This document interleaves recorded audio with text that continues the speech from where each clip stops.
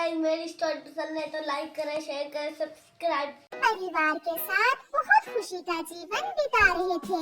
उसी जंगल में एक कबूतर और कबूतरी भी रहते थे, जो अपने बेटे किकी की वजह से बहुत परेशान थे, क्योंकि शौक से खुश होकर ना खाता। वो हर खाने वाली चीज को जाया कर देता, आधी खाकर आधी फेंक देता।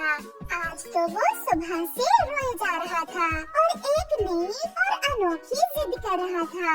मुझे नहीं पता मम्मा पापा, मैं खाऊंगा तो सिर्फ मैंगो खाऊंगा। मुझे कहीं से भी मैंगो ला कर दिए, क्योंकि बेटा जंगल में ठंड का मौसम चल रहा है और इस मौसम में मैंगो नहीं होते। बेटा हम आपको कहाँ से मैंगो ला कर दें? तो फिर मैं भूखा ही रहूंगा। मुझे मैंगो चाहिए, मैं मैंगो ही खाऊंगा।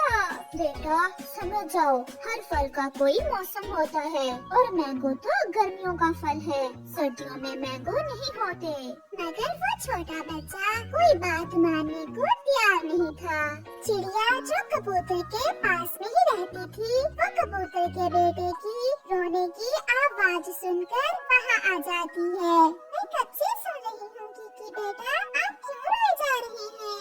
चिड़िया बहन क्या बताऊँ, घर में इतना भोजन है, मीठे फल भी हैं, मगर किकी मैंगो खाने की जिद कर रहा है। अब आप ही इसे समझाएं कि इस मौसम में हम इसे मैंगो कहाँ से ला कर दें। चिड़िया बहुत सियानी थी, वो किकी को सबक देना चाहती थी, इसलिए वो किकी से कहती है, किकी बेटा चलो आप मेरे साथ चलें, मैं आपको कहीं से मैंगो ढूंढ कर देती हूँ। मगर चिड़िया बहन इस मौसम में कबूतर भैया आप किकी को मेरे साथ आने दें, मुझे पूरा विश्वास है किकी सब समझ जाएगा। फिर चिड़िया किकी को अपने साथ लेकर जंगल में चली जाती है। थोड़ी दूर बुलबुल का घर था।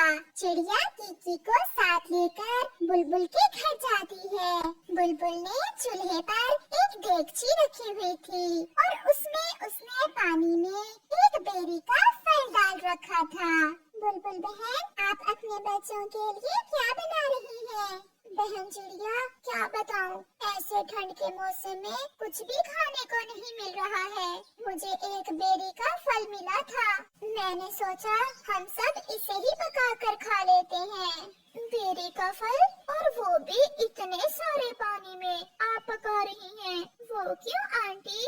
चिड़िया यही दिखाने के लिए तो उसे यहाँ लेकर आई थी। बेटा हमारे घर में और कुछ भी खाने को नहीं है, मगर हम गरीब पक्षी क्या करें, पेट भी तो भरना है, इसलिए जो भी मिलता है उसे बांट कर खा लेते हैं। किकी बेटा आपके घर में तो ढेर सारा भोजन है और फिर भी आप अपनी मम्मा और पापा से मैंगो खाने की जिद कर रहे हैं। चलो मैं आपको कुछ और दिखाती हूँ। फिर चिड़िया किकी को साथ लेकर मिठू तोते के घर जाती है। अब कैसे हैं तोते भैया आप? क्या बताऊँ चिड़िया बहन, मेरे घर में सब कुछ है, भोजन भी है, मगर मैं खा नहीं सकता। मुझे 3 दिन से सख्त बुखार है, डॉक्टर ने कुछ भी खाने पीने से मना कर रखा है। क्यों?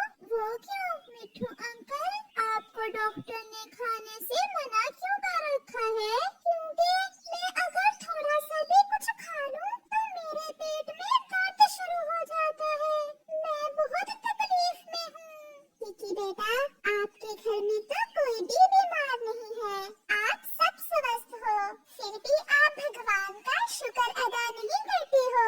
मैंगो नहीं तो क्या हुआ, आपके घर में तो और भी तरह तरह के भोजन है जिन्हें आप खा सकते हो। आप ये सब भूलकर केवल मैंगो खाने की जिद कर रहे हो। किकी चिड़िया की बात सुनकर खामोश रहता है। फिर चिड़िया किकी को साथ लेकर थोड़ा आगे जाती है, जहाँ एक टूटे हुए घोंसले में एक कौवा और कौवी बैठे हुए थे। गौरी बहन क्या हो रहा है? क्या बताऊं चिड़िया, 3 दिन से भूखे हैं, जब से ठंड शुरू हुई है हमें कुछ भी खाने को नहीं मिल रहा। आज भी मैं पूरा जंगल घूम कर आया हूँ, हर तरफ बर्फ ही बर्फ है, कहीं से भी कोई दाना नहीं मिला। किकी बेटा किसी के पास भोजन थोड़ा है और किसी के पास खाने को कुछ भी नहीं है। कोई बीमार है तो कोई परेशान, और एक आप हो कि आपके पास सब कुछ है और फिर भी आप अपने मम्मा और पापा को तंग कर रहे हो। ये सब देखकर किकी रोने लग जाता है। आंटी, मेरी आंखें खुल गई हैं। मैं तो इन सब पक्षियों से बहुत अच्छी जिंदगी गुजार रहा हूँ और फिर भी मैं शुक्र नहीं करता। मैं शर्मिंदा हूँ अपने मम्मा पापा से भी और खुद से भी। प्लीज मुझे घर ले जाएं। हाँ बेटा, मैं यही चाहती थी कि आप ऊपर वाले की दी हुई हर चीज का शुक्र करो और बेमौसम के फल मांगकर अपने मम्मा और पापा को तंग ना करो। फिर चिड़िया किकी को साथ लेकर उसके घर वापस चली जाती है। किकी घर जाकर अपनी मम्मा से कुछ चावल लेकर मजे मजे से खा लेता है, क्योंकि अब उसे भूख भी लग गई थी। मम्मा पापा, सॉरी, आज के बाद मैं आपको कभी तंग नहीं करूँगा, क्योंकि इस जंगल में बहुत से ऐसे पक्षी हैं मैं जिनसे बहुत अच्छी जिंदगी जी रहा हूँ। फिर कबूतर और कबूतरी चिड़िया को धन्यवाद बोलते हैं कि उसने किकी की सोच को बदल दिया था। वो आ गया, मूंगफली बेचने वाली का बेटा, वो आ गया। मम्मा कहती है कोई भी काम छोटा या बड़ा नहीं होता। पक्षी अपने कामों से नहीं बल्कि दूसरे पक्षियों से अपने व्यवहार से पहचाने जाते हैं। जो भी है, मूंगफली बेचना भी कोई काम है। मेरी मम्मा मूंगफली बेचती है और हमारे घर का गुजारा अच्छा हो रहा है। हम मेहनत करते हैं। मेरी मम्मा आपकी मम्मा की तरह दूसरे पक्षियों के घरों से चोरियां नहीं करती। ये सुनकर जग्गू चुप हो जाता है। मेहनत और ईमानदारी से काम करने में कोई शर्म नहीं। मैंने अपनी मम्मा से यही सीखा है। चिड़िया का बेटा कुकू जब भी बाहर जाता तो ऐसी कुछ बातें उसे अक्सर सुनने को मिलती। 1, 2, 3 और 4। अरे ये क्या, आज फिर हर रोज की तरह मेरे पैसे कम है। न जाने कौन सा पक्षी हर रोज मुझे चूना लगा जाता है।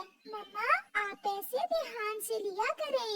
बेटा, सब पक्षी मेरे जाने वाले ही तो मुझसे मूंगफली लेने आते हैं। फिर मेरे साथ ऐसा कौन कर सकता है? कोई तो है जो आपसे मूंगफली ले जाता है और वो भी बिना पैसे दिए। हाँ, ऐसा तो है। फिर दूसरे रोज चिड़िया फिर से अपने खेत में जाती है और अपने मूंगफली के पौधों से मूंगफली तोड़ती है। वो पक्षियों को गरम गरम मूंगफली भून कर देती। उसी कारण चिड़िया की मूंगफली हाथों हाथ ही बिक जाती। मुझे जल्दी जल्दी से 100 रुपए की मूंगफली दे दे। चिड़िया, मुझे कहीं जाना है, इतनी भी क्या जल्दी है? गोरी बहन, ये ले, मैंने थोड़ी सी ज्यादा ही डाल दी है। गोरी कौवी मूंगफली ले लेती है और फिर रोज की तरह चिड़िया को बातों में लगाती है। चिड़िया, छुट्टियाँ कब खत्म हो रही है सर्दियों की? कुकू बता रहा था कि 1-2 दिन में स्कूल खुल जाएंगे। ठंड भी बहुत है। मैं तो जग्गू को ठंड के दिनों में स्कूल नहीं भेजूंगी। कबूतर भी उड़ता हुआ आता है। चिड़िया, मेरी बहन आई हुई है, मुझे 50 रुपए की गरम गरम मूंगफली दे दें। जैसे ही कबूतर आता है, गोरी कौवी बिना पैसे दिए जल्दी से वहाँ से चली जाती है और चिड़िया को पता ही नहीं चलता। फिर तो मैं आपको मोटी वाली मूंगफली देती हूँ।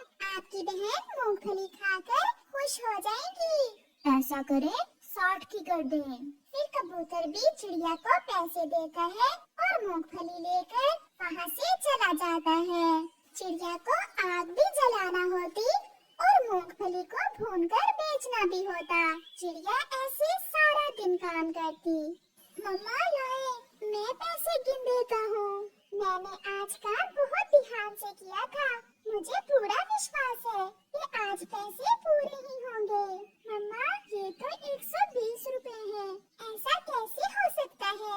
100 रुपए की मूंगफली तो मुझसे गोरी ने ली और फिर 60 की कबूतर ने। इसके अलावा बुलबुल तोता भी तो आए थे। मेरे पैसे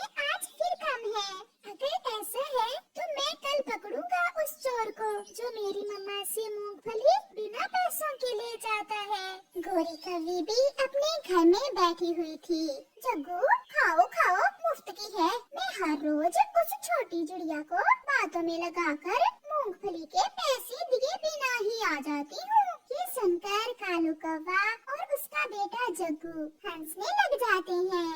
अपने बेटे की तरह वो चिड़िया भी पागल ही है। मम्मा आप ऐसा ही किया करें। दूसरे दिन कुकू सीधा पुलिस के पास जाता है और उन्हें सारी बात बताता है।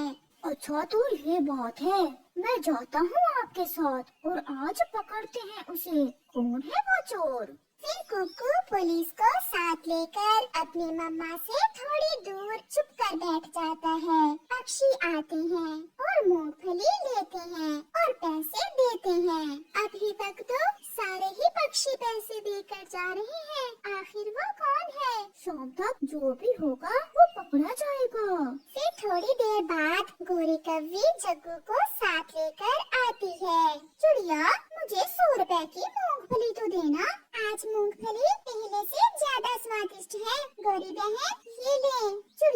चिड़िया मैं अपनी माँ के पास जा रही हूँ। मेरी माँ मूंगफली वाले लड्डू बहुत स्वादिष्ट बनाती है। मैं अपनी माँ के हाथों के लड्डू खाने जा रही हूँ। मूंगफली वाले लड्डू तो मेरी माँ भी बहुत स्वादिष्ट बनाया करती थी। मुझे आज तक उन लड्डुओं का स्वाद याद है। चिड़िया आग थोड़ी कम करो, तुम्हारी मूंगफली जल रही है। फिर तोता भी वहाँ आ जाता है।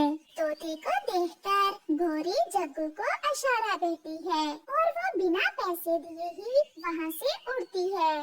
पकड़ी गई, वो कौवी बिना पैसे दिए ही जा रही है। पुलिस उसे पकड़ो, उसे पकड़ो।